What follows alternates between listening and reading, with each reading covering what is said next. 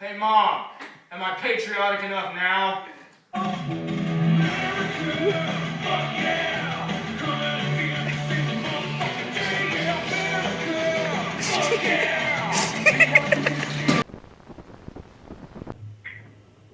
Hello and welcome to RoadRashRadio. I'm your host, Ninja XD, and this is the Thunder from Down Under Throttle Therapy 7. What's up, guys? We got a show for you today.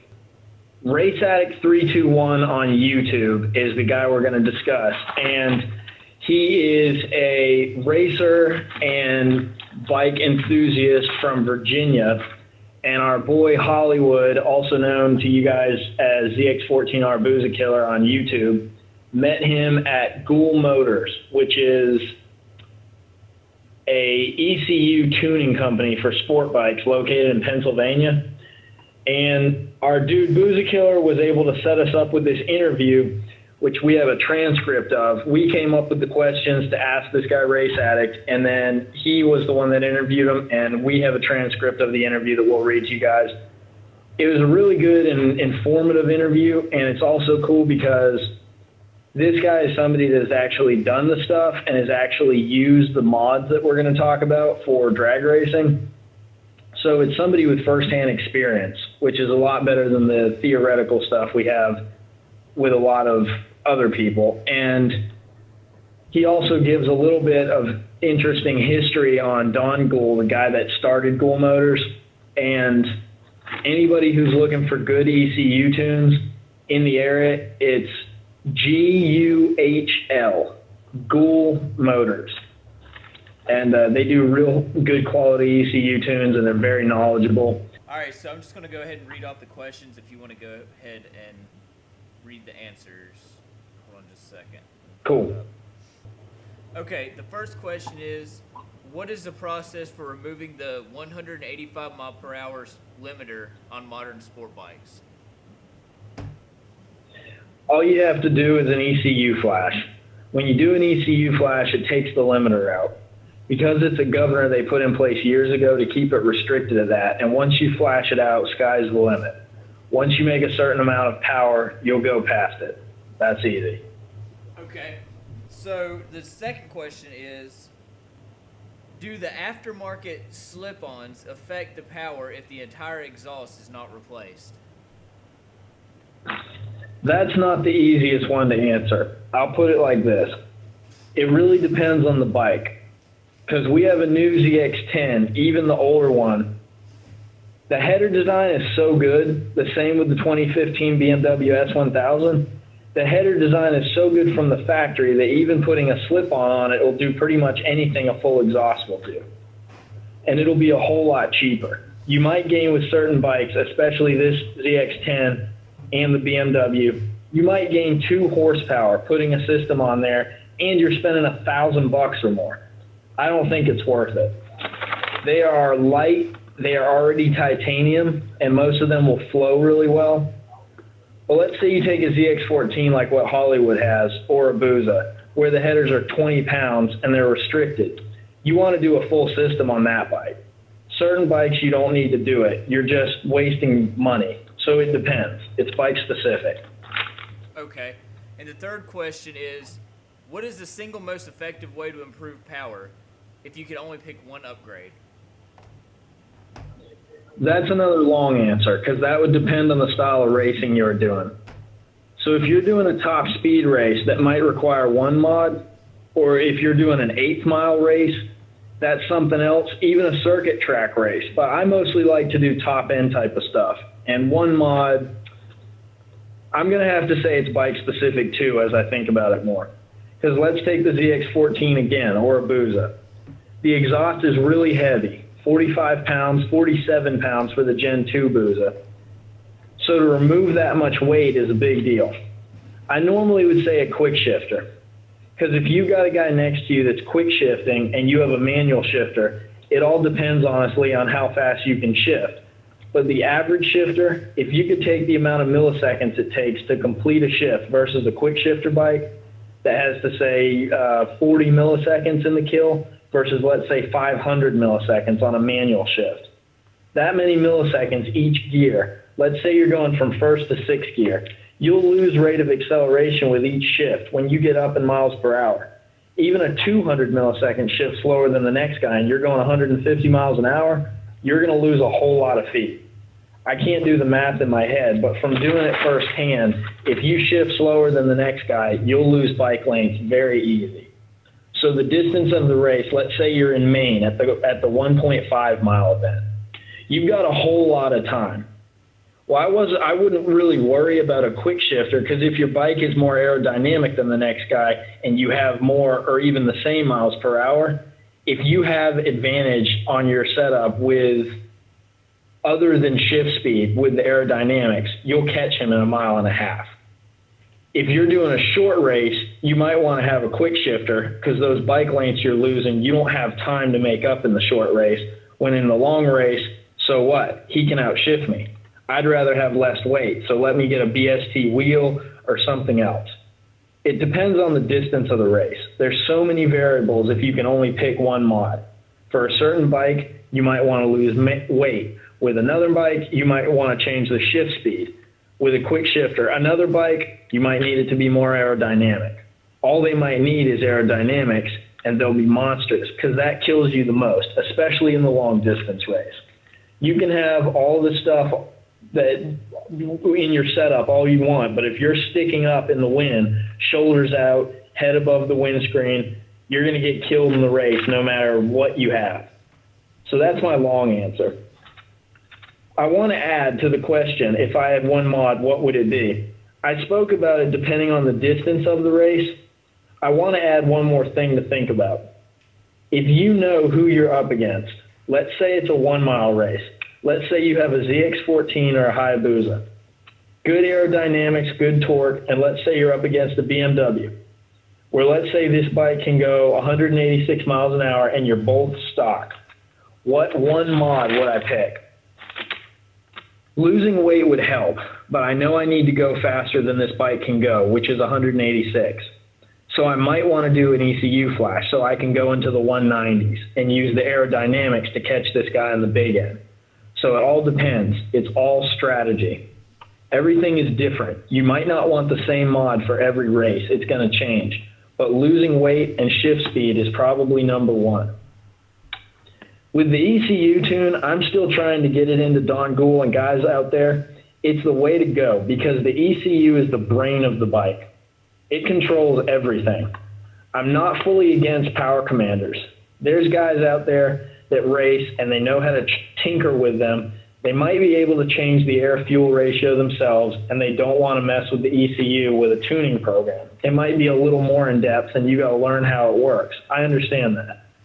But for the guy going into the dealership and he gets a slip-on exhaust and the dealership's like, hey, you need a power commander and then you can get a flash. They're racking up the bill. They make money on accessories. It's a business. And one other thing, I can't completely discredit any shop that sells a power commander. Most of them don't know the capabilities of ECU tuning. A lot of them just know information they might have heard 10 years ago, and ECU tuning wasn't that good yet. And Don Gould was actually one of the guys from the beginning who started trying to crack codes, and he has a few other buddies that got into the coding of the whole sport. But I know a lot of the shops don't know that you can override the whole bike and tune the whole bike through the ECU. So they only know to sell you the power commander because that's all they know. How can you push something else when you know nothing about it? So we're just trying to tell the consumer, look, there's another way. Don't spend $100 to $400 on a flash, depending on who you go with, and then buy a $375 power commander, and then pay a shop anywhere from $300 to $400 to tune it. That's too much money when you can do it all through the ECU with one shot and take the restrictions off. So that's the end of the interview, guys. He's pretty much saying that ECU tuning is the way to go. Don't bother with a power commander. As great as the power commanders were back in the day, maybe, like he said, before ECU tuning got perfected, they're not worth it now. For $400, you can get an ECU tuned, and you won't even need a power commander. So the guy that you interviewed, was that one of the people that worked there or sold it, or was that like someone that bought it?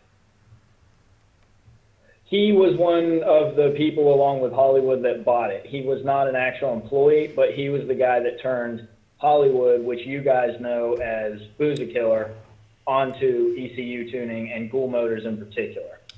Right. So he's someone that bought it and uses it regularly. Yeah, and I think that's the big thing that makes a difference in this case is that it's not just a guy that's talking about it. It's somebody that actually puts it to use competitively. So that makes that gives them a lot more credit in my mind. Yeah. I think that down the road it may be possible to interview Don Ghoul, who is the actual man himself who owns Ghoul Motors, and like Race Addict said, he was a pioneer back when ECU tuning was first starting. Yeah. But as of right now, I think it's good enough to actually have Race Addict interviewed because, again, the guy is really knowledgeable. Yeah, I think it's better. Well, I think the interview with him is better because he's someone that actually uses it for hobbies, and he actually depends on it. If he does racing or recreational, whatever, or whatever he does compared to somebody that's just paid to put it on another bike. They don't really know the stats or anything. It's just run of the mill. Here's another bike. Let me, blah, blah, blah, and it's done. Versus someone that knows, before and after because it's their personal machine. Yeah, and again, I think that this guy, not taking anything away from him, because Don Ghoul might actually have put time in on bikes himself. It wouldn't surprise me at all if he has. Sure. I just don't know that. So, for our purposes, it's a lot more useful to have a guy that we know 100% has not just done it, but has actually done it competitively. Right. I think that the coding part, do you remember when he mentioned that? He said cracking codes. Yeah. In the transcript, he mentions that Don was one of the guys that was a pioneer back when they were first beginning to crack codes. And I assume to the listeners that what that means is back when they were starting to understand that you could get into the ECU by hacking in, kind of. Right. ECU reprogramming. But because exactly. I don't know we could be talking to new people that don't really know anything about it. It's the same way with like cars. Now, from the factory, whenever they have programmers that program the ECUs in cars, bikes, boats, jet skis, everything, and that's why on your speedometer it may say 110 or 160, 200 or whatever. But you won't get that because there's a governor that regulates how fast you can go based on the RPMs on the gauges.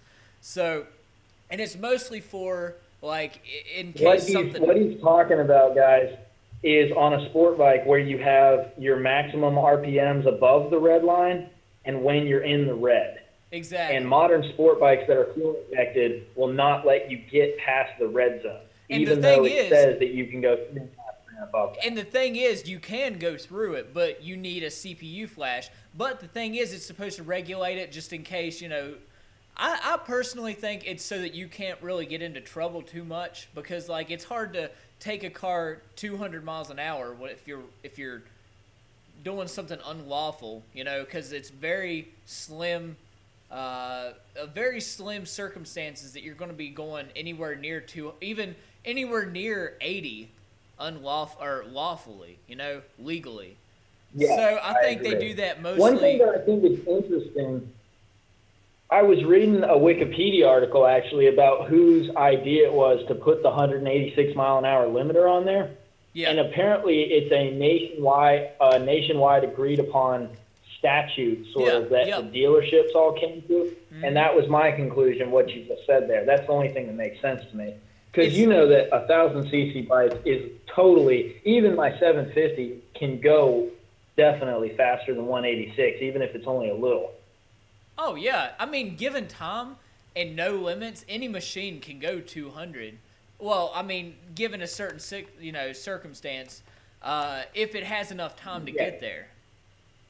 And it has enough gear ratio. 750 bikes enough.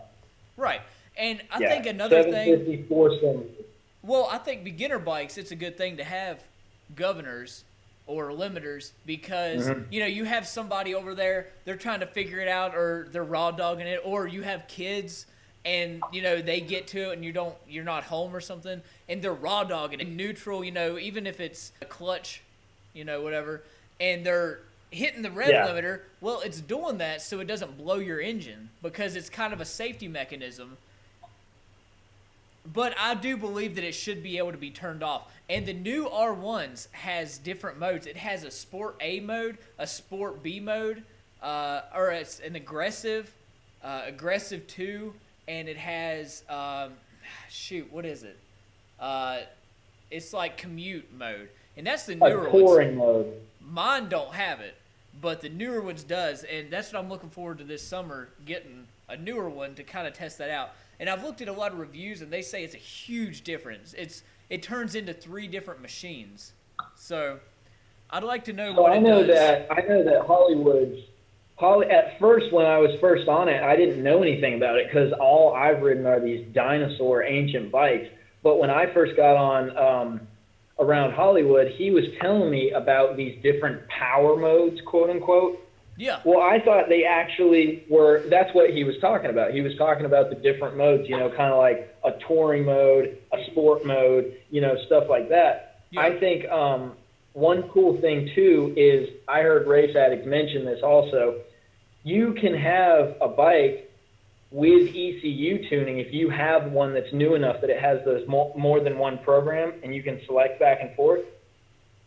You can take an ECU flash and set it up so that it doesn't give you all your power at once. Yeah. And you can make a 1,000cc bike or a 750cc bike ride in one of those modes like it's a 600. And one thing that everyone has trouble with is they get this small bike when they're starting out and then they outgrow it in 6 months and they've just bought this hot bike and they don't want to have to sit there and trade it in and lose all this money. And Race Addict made the point that it takes a lot of self-control, and most people wouldn't be willing to do it, which I can definitely see that. But if you did want to do it, you could pay $400 and get the ECU flashed and have one of those modes have the thing run like it's a 600, which is a really interesting idea to me because that's very out of the box. You don't hear people talk about that. Or you could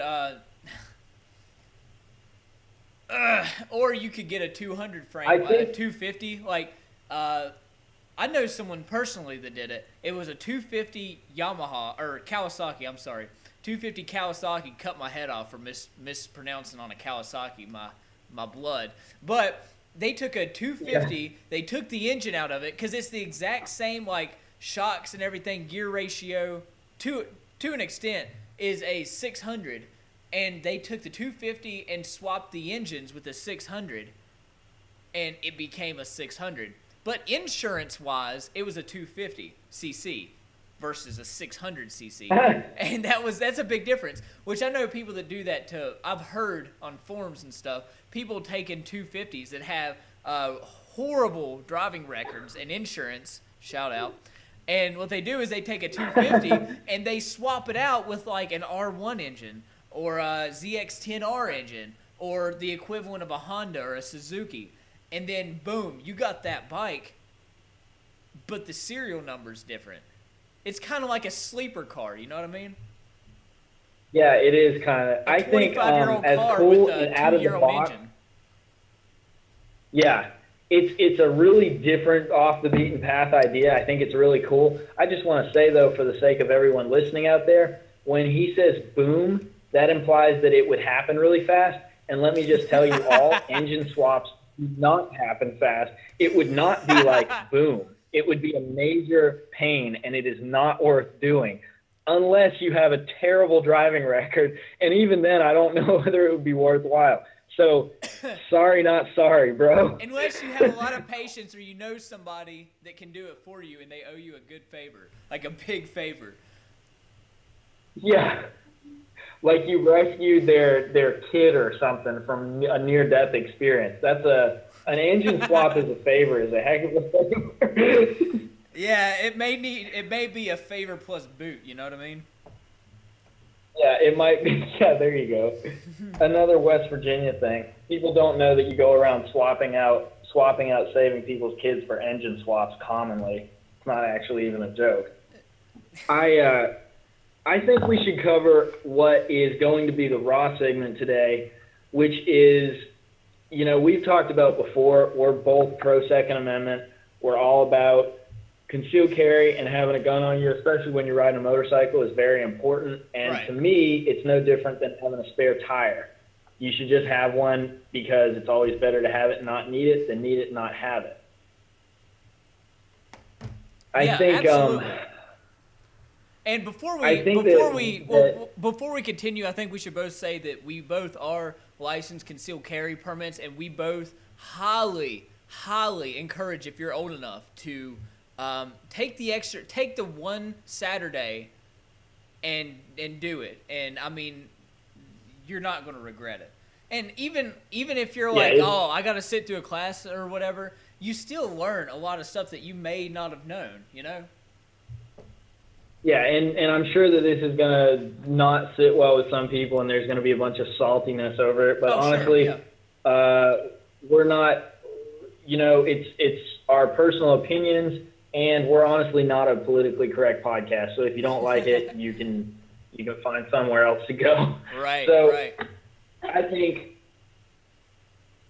our first experience was like, the thing with the vehicle thing, getting into sketchy stuff when we were younger and doing a lot of things that now we go to the extra trouble to do legally. We didn't back then, because you and I both were running around with guns before we had our permits. And we didn't carry them as often as we should because we couldn't carry them legally. And there was a particular incident back when we were into the tuner car scene. There was this one spot that we would always hang out with that was kind of the halfway point in between our two towns. Yeah. And it was sort of what sparked us to go ahead and legally do it so that we could have it on us 24/7 without fear of repercussion. Okay, so let me take it from here. And I think you can give the intro to that. Yeah, let me take it from here. So what we used to do is we used to go to a little diner. It was, where we'd kind of meet up. It was a halfway point between where you were and where I was. In a little town, little restaurant, whatever. A lot of local people work there. Or not a lot, but local people work there. And, nice waitresses and everything. So we would go there, and we usually got the same waitress, and it was a friend, we would talk, and we would go there to talk while we were waiting to meet up or, trying to figure plans out, because it was just like a little hangout spot. So... Yeah, it was almost more of a social thing than actually getting food. Oh, absolutely, yeah. Okay, so anyways, so we're sitting there, we go there, I would say, how long? Maybe... about 2 months we would go there, different, a lot. 2 months, a few days a week. So we think that we know this person, very well, and this person... And there was a lot of mutual, before everybody thinks we're a dumbass by the end of the story, we had a lot of mutual friends with this person as well. Oh, yeah. It got to the point where whenever they were our waiter, they would come down and, sit and... maybe eat with us or whatever, because it was a laid back place, and they were friends, and they wasn't very busy, Everyone's nice. It was family owned, Anyways, so, we felt like we knew this person very well, and one day they invited us to a house party, right? A house party that was going to be over at their house, and said we should swing by or whatever, and we were going to, and then I don't remember, something came up. I think maybe you were going to be out, and I didn't want to go by myself, or I had something and you didn't want to go by yourself, something like that. We had every intention of being there, though. Yeah, that we were definitely planning on going, yeah. Okay, and we cannot make this up. This really happened, and you can go back and check records. Yep. So we don't go, we pass. And I don't know if it was the next day or if it was 3 days later, we see on the news where this person, what would the word be? Took people back, or a guy back to... It was not a strong arm. So this guy that went to the place, he went to the house party that we were supposed to go to. First off, not to, people are going to maybe get salty about this too, but this was a woman that set this guy up, that this guy went to the house party that we plan on going to, and he got robbed. And it was not a strong-armed robbery. It was an armed robbery with weapons. The guy rolled into the place. It was an ambush is what it was, because they beat the hell out of him with bats in a house. Yeah, and one dude had 3 against 1. Yeah, and one dude, I think it was that one dude had a gun and the other had a bat, and they were masked up waiting on the dude. As soon as he rolled through the door, they jumped him. So, this isn't a sexist thing at all, but when you are thinking of, it's a woman that's inviting you to the party, you automatically have your guard down because you don't expect this girl to rob you because she's a woman, and you don't feel threatened by her in any way. Well, the thing is, she was really nice. Really nice. And it wasn't like, she wasn't bugging us to go either. She was like, hey, I'm having a house party later. If you guys want to swing by, that'd be great. And then we find out later that someone went in our place, and then they got mugged, and they got the hell beat out of by bats at gunpoint in a locked house. And I mean, we didn't see it coming. Yeah, so it was.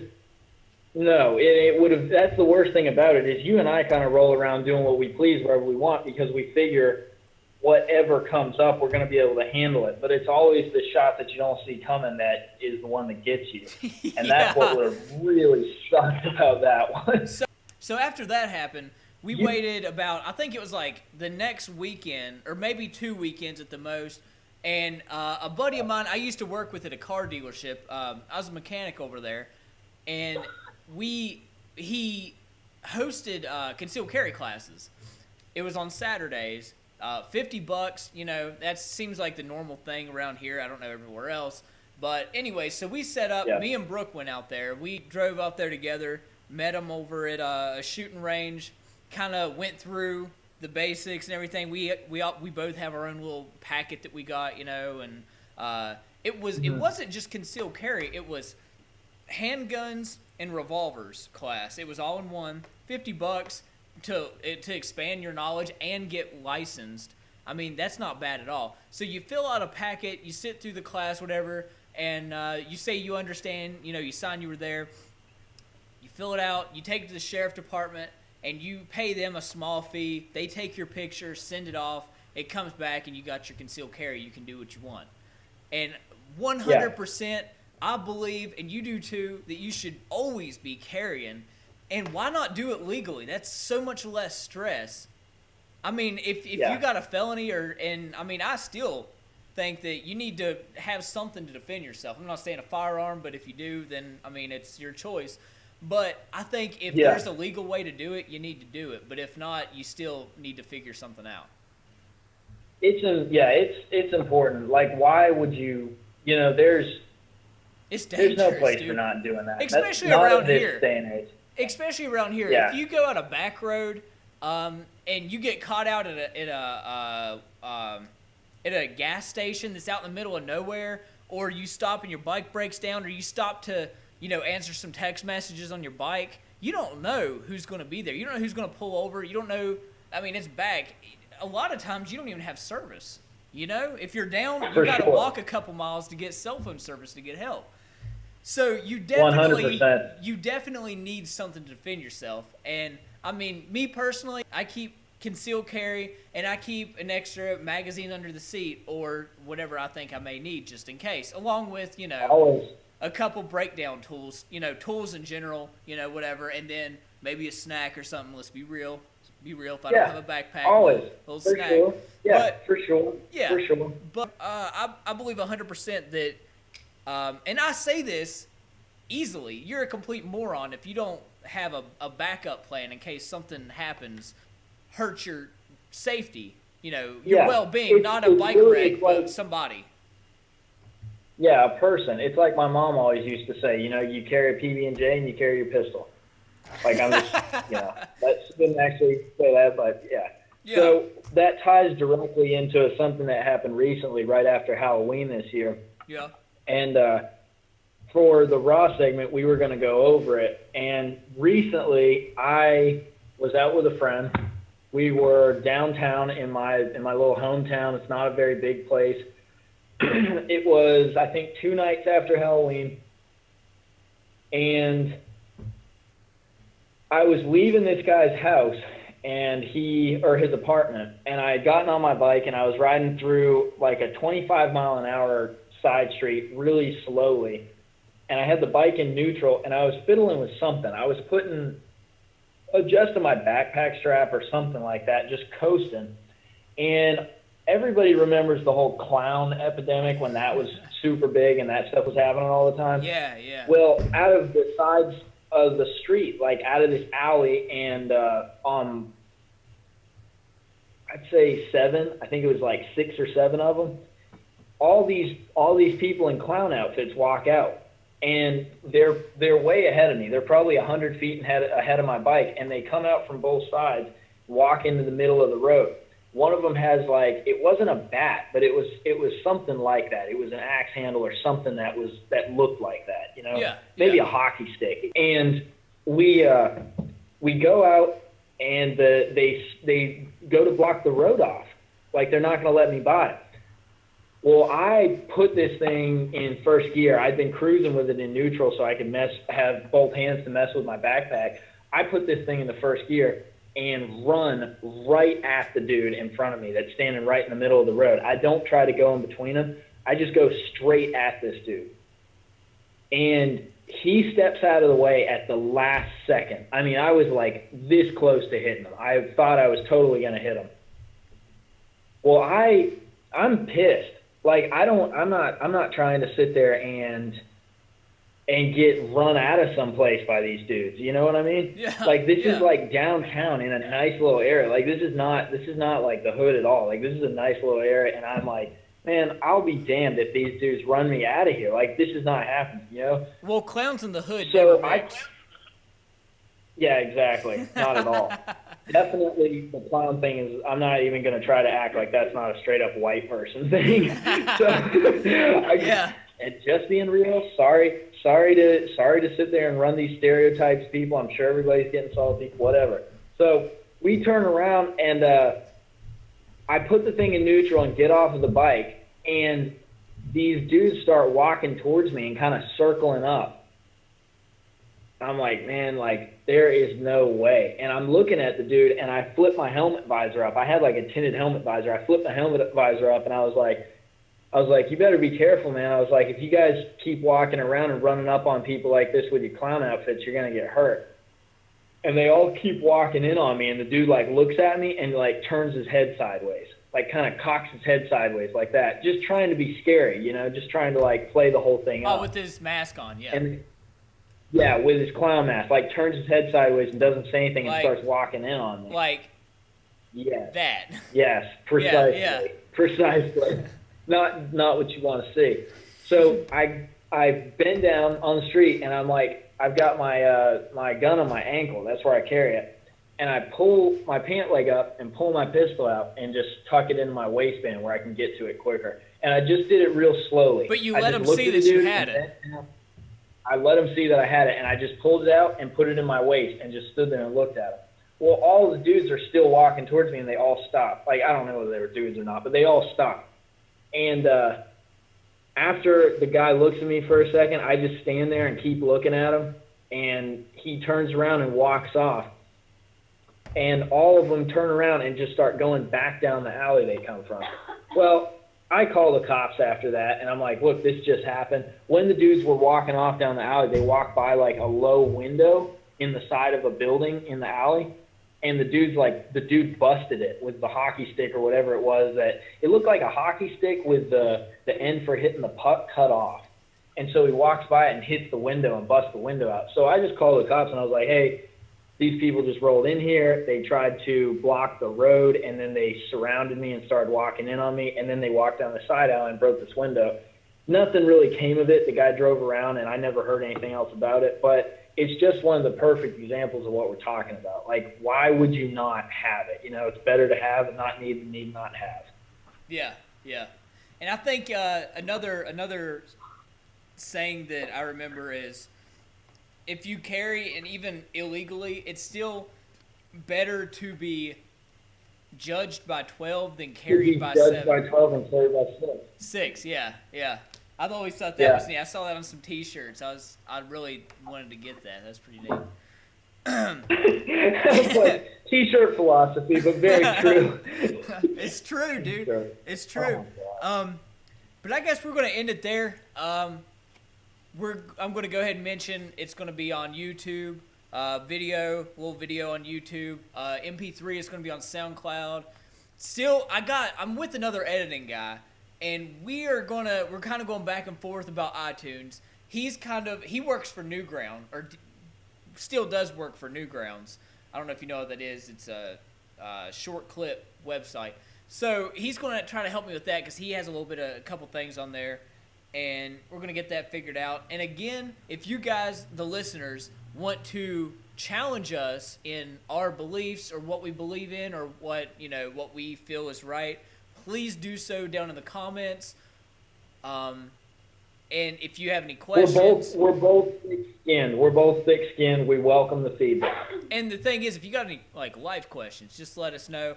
I know you're working on getting your account set back up on YouTube, but I usually go through a couple times a day and check everything, kind of go through everything. So any questions, want to argue, holler at us. SoundCloud, YouTube, iTunes, future. I know, don't hate me, but it's going to happen. Maybe a Reddit, not too sure. Is there anything else you want to add? Nope. Follow me on Instagram, ThrottleTherapy7, and follow you on Twitter, NinjaXD. This is NinjaXD and ThrottleTherapy7 signing out. Deuces.